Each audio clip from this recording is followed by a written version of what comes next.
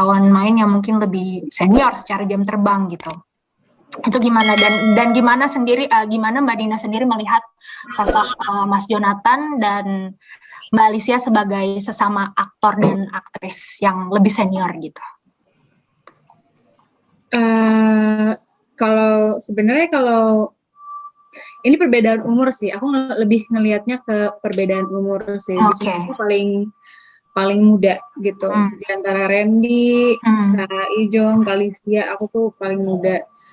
Kalau kemarin juga di PPT ada aku mainnya sama Om Tio gitu, dan justru deg-degan ada banget gitu. Sekarang kan lebih muda lah daripada Om Tio, jadi kayak aku mikirnya kayak lebih gampang untuk masuknya lagi, lebih gampang gitu. Oke, lebih ini ya, apa gap umur ya yang lebih berasa ya mungkin ya?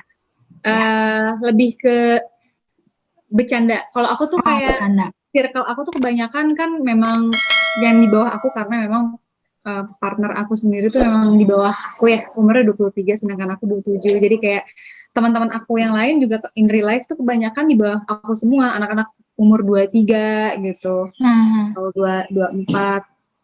Nah, sekarang tuh jadi kayak di sini aku jadi yang paling muda gitu.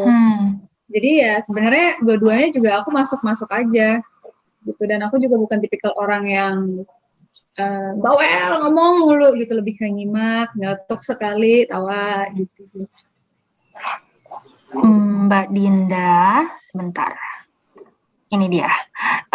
Buat Dinda Kirana, mungkin kan sebelum-sebelumnya lebih banyak memerankan peran protagonis, betul nggak Mbak? Kira-kira lebih banyak protagonis. Iya, betul ya. Nah, mungkin sekarang tiba-tiba jadi, ya mungkin nggak bisa dibilang antagonis juga ya, karena sebenarnya kan sahabat yang baik sama Novia, sangat support gitu. Tapi di sisi lain juga sudah mulai ada tanda-tanda nih akan tumbuh benih cinta dengan suaminya Novia, sahabat sendiri. Nah itu gimana nih cara menyesuaikan karakter Mbak Dinda ini untuk menyesuaikan dengan karakter si Novia yang mungkin bisa dibilang jadi ya perebut suami orang ya, kira-kira gitu. Itu gimana cara menyesuaikan karakternya dari yang biasanya protagonis banget terus sekarang tiba-tiba ya bisa dibilang agak abu-abu gitu karakternya.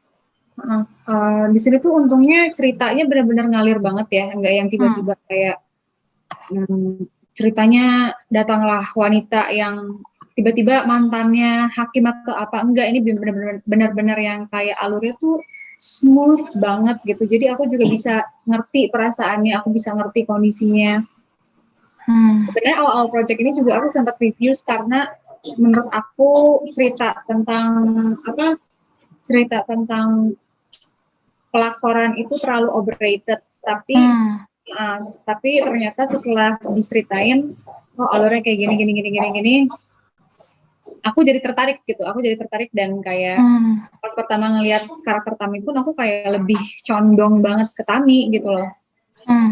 Karena menurut aku nggak flat, dan aku masih bisa mainin karakter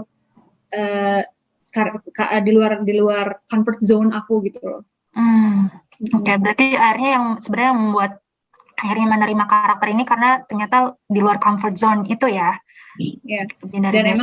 Dan emang ceritanya juga smooth, nggak yang semuanya tuh bisa masuk akal gitu loh, nggak yang mengada-ngada. So far ya, alhamdulillah so far.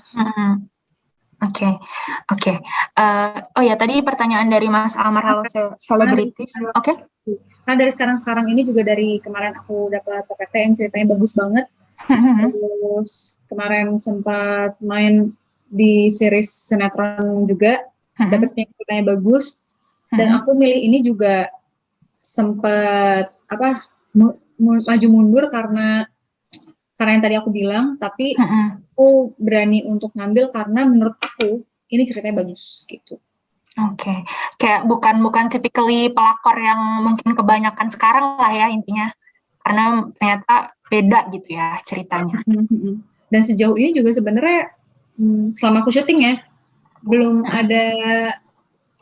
ada action Tami yang disengaja untuk kayak merebut gitu. Jadi ya mungkin kalau misalkan sebutan pelakor itu karena persepsi orang aja, karena udah banyak nonton, mungkin karena udah kedoktrin kali ya. Tapi ceritanya belum ngarah ke situ, cuman karena situasi gitu. Kalau menurut Mbak Dinda sendiri, selain dari segi cerita, apalagi nih yang membuat segi cerita, oke, tadi terus juga bilang di luar comfort zone ya. Kira-kira apalagi nih yang sebenarnya membuat karakter Tami ini sebenarnya nggak seperti yang mungkin orang-orang mikir, alah itu pelakor lagi kan, kayak pasti banyak lah ya mikir kayak gitu. Ya itu apa nih yang menurut Mbak Dinda tuh bagus dan beda dari karakter lainnya atau cerita drama lainnya gitu? Komposisi pemainnya juga sih. Komposisi pemain. Itu penting banget karena kita kan kalau main atau acting kayak gini kan emang harus harus nyaman beradu acting sama lawan mainnya gitu, dan itu makanya aku tanyain ini lawan mainnya siapa aja dari awal. Emang pas udah tahu lawan mainnya Mas Jonathan, Mas Randy dan Mbak Alicia baru kayak oke nih kayaknya emang pas ya untuk dari cerita. Oke.